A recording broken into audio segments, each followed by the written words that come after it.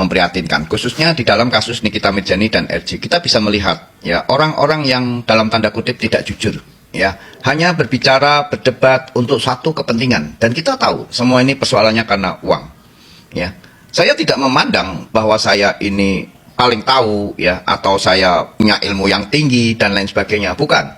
Saya hanya menekankan di dalam apakah ada kejujuran di dalam kita bernarasi di kumal-kumal, atau hanya menggunakan otak, akal dan pikiran.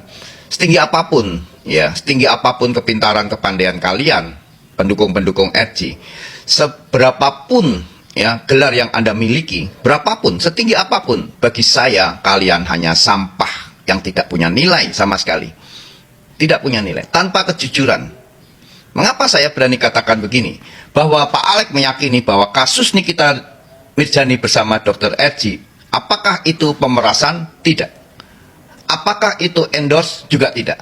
Lalu apa Pak Alex? Bahwa kasus Nikita Mirzani dan Dr. RJ adalah transaksi di ruangan gelap. Ya, kesepakatan di ruangan yang gelap. Dan ini belum diatur di dalam undang-undang KUHP. Jadi kalian berdebat ya, membela Dr. RJ. Karena apa?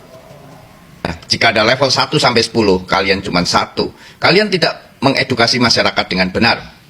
Ya, para pendukung Dr. Reza Gladys. Kalian berusaha untuk membantu, menyelamatkan orang yang sudah melakukan kejahatan terhadap masyarakat, yaitu Dr. Reza Gladys. Ya, ini jelas merupakan sindikat daripada mafia skincare.